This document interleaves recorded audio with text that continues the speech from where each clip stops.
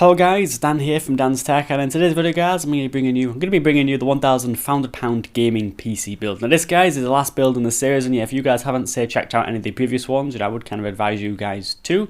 I do make these every 6 months, and they do range from £300 all the way to £1,500. Going up in £100 increments to the £1,000, and then kind of skipping £1,200 all the way to £1,400 because that's a strange price bracket to kind of choose. And now today's video guys, we're going to be building PC for £1,500. And I have chose for the CPU an i7-4790K, probably one of the most popular i7s at the moment, since it is in most places cheaper than the 4770K, which to me don't make no sense since that's the slower processor, but yeah, whatever. And then for the GPU we have chose the brand new chip from Nvidia. This is the 980 Ti. Now, even though AMD have just released their Fury X, the 980 Ti already has had like a £50 price reduction in just a week, so it's pretty good. And now, that's kind of the core components. But in today's video I'm going to be showing you all the kind of specs that I've chose, and hopefully you guys will be able to build a very nice system. This build is capable of playing 4K games,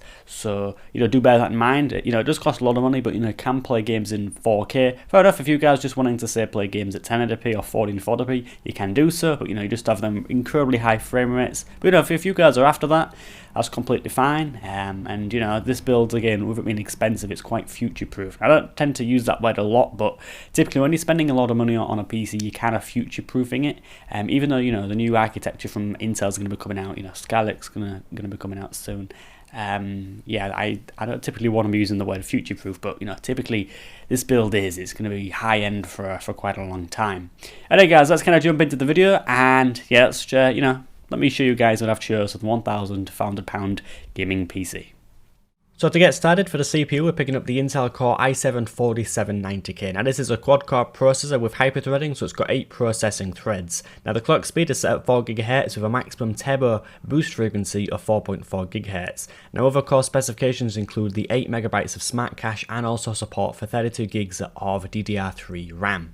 Now for the current price, it's cheaper than the 4770K for some strange reason, so it's a bargain, and at this current moment, this will not bottleneck the 980 Ti in this build. So it's a very nice processor for the money, and is relatively fast, and to be honest, one of the fastest CPUs on the 1150 socket at the current moment. Now moving on to the cooler, we're going to be grabbing the brand new Corsair H100 GTX. Now this is a revamped 240mm water cooler from Corsair earlier this year, and will allow you guys to overclock this processor that I've chose well over the 4.4 GHz turbo frequency with ease, and while staying cool and quiet at the same time. For £95, it's only £3 more expensive than the H100i, so it's a must-have right now. Now onto the motherboard, we're going to be grabbing the motherboard that I personally use in my own PC, the Gigabyte GA-Z97X-SLI. This board, hence its name, is a Z97 based chipset board that's very feature packed for the money. It has M.2 SSD support, lots of SATA ports, SATA Express, SLI, and also Crossfire support, as well as it does have an integrated Realtek ALC 1150 HD audio chip, which does have a built-in rear amplifier. Now this will set you back a mere £90, which is surprisingly cheap for a motherboard of this spec. Onto the RAM, we're going to be grabbing a set of RAM from Corsair, and RAM that I personally use in my own system. Now this is the Corsair Vengeance Pro series. Now this is a set of 16 gigs, so you do get 2 sticks of 8 GB, and this does run at 1866 MHz. Now I personally do on the 2400 MHz kit, however I do video editing, and the faster RAM does benefit video editing. But for gaming, I will say this kit is 1866 MHz, as from a video I did a few months ago, getting really high speed memory for gaming doesn't really make a difference, so there's no point spending another £10-15 on the 2400 MHz kit. Now this RAM does come with integrated heat spreaders, and does also have that very nice low cast latency of 9, and does use the Intel XMP memory profiles, so you can get your motherboard supporting this maximum frequency of this RAM, and the motherboard does also support XMP. Now next up for the storage, we're going to be grabbing both an SSD and a hard drive, as at £1,500 this just seemed a sensible thing to do, and as I've said multiple times throughout all these gaming PC build videos, feel free to modify the specifications to meet your own specific needs. Anyhow, for the SSD, we're going to be grabbing the 500GB Samsung 850 EVO and a 2TB drive from Samsung. for the hard drive that is. Now the Samsung drive is rated at 540 megabytes read speed, and does have a rated write speed of up to 520 megabytes per second.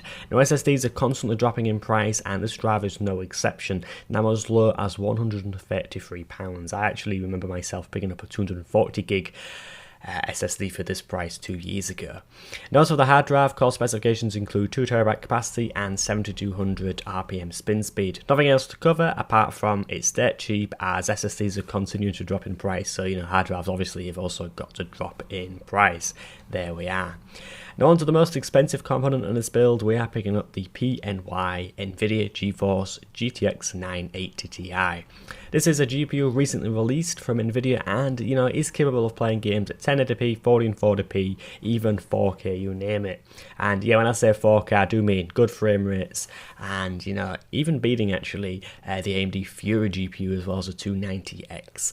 Now as for the specs of this card, you're looking at 2816 CUDA cores, a base clock of 1000 MHz with a maximum boost clock of 1076 MHz. This card does also have 6GB of GDDR5 memory via the 384-bit memory bus, and this card does also support all kind of the general kind of bells and whistles that most NVIDIA cards support. So you have your 4-way SLI, it does support that relatively new DSR feature where you can kind of ramp up the resolution in games and wet down samples to your monitor's resolution. It does also support up to 4 monitors to be plugged in, and this GPU does come in at quite an expensive price point for the UK. However, will last a very long time in a PC build. Now I do know a lot of my viewers are American, and if you guys in America do pick up this card in the USA, it's a surprisingly great deal cheaper. However, this will change as time goes on, I hope. So if you guys are in the US, you're going to be getting an even better deal on this card. But without further ado, NVIDIA GTX 980 Ti, very, very fast, and as I said, does beat AMD's Fury GPU that's just been released. That's all good. Now, furthermore, for the case, we're going to be picking up the Fractal Design Tefan R5. This case is, a completely new take on what was the R4, and it's one of the most, sold cases today due to the fact that, it's got a very good internal layout, and the fact, it is actually optimized for silent, operation, with lots of space for hard drives and support for lots of, water cooling kind of configurations. It is a really popular case. Now, for £80 currently in the UK on Amazon, pretty nice case for the money, and is actually rated 5 stars, proof that people are actually satisfied with this case and building in the case. So there we are, that's what we're going with, the R5. Now finally for the PSU, we're going to be grabbing a PSU that I personally do use, the Corsair RM850i.